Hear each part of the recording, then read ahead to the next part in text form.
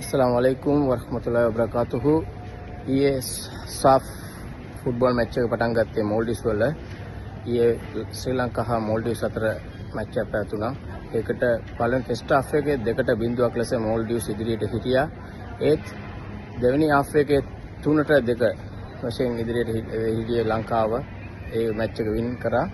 ඇතන සතුටුයි පොඩි ගොල්ල ටික under 20 really very level පට්ට ගේම් එකක් දුන්නා.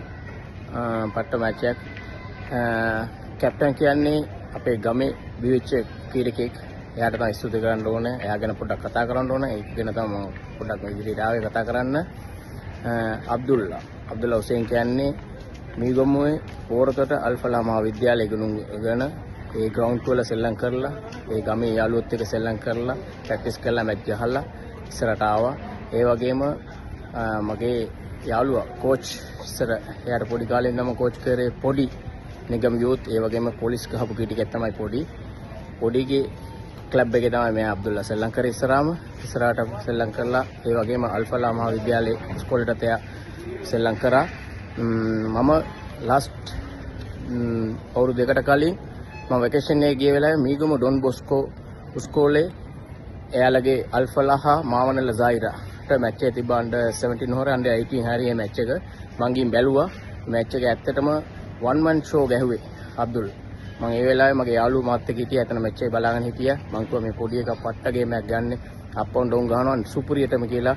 අද ඒ කොල්ලට ඉහෙලිම තැනක් හම්බෙලා දිනවා ශ්‍රී ලංකාවේ under 20 කැප්ටන් ක්‍රීම් වගේට. ඇත්තටම සතුටුයි. මීගමුවේ අපි පෝරතොටේ අපි මීගමුවේ ඉන්න සියලු දෙනාටම ඇත්තටම සතුටුයි. ඒ වගේම පෝරතොට අපේ ගමේ එයාලගේ අබ්දුල්ලා ගමේ කොල්ල ඉස්සරහට ඉදිරියට එන්න ඕන. ඒ කියන්නේ මේ වගේ දේවල් කරන්න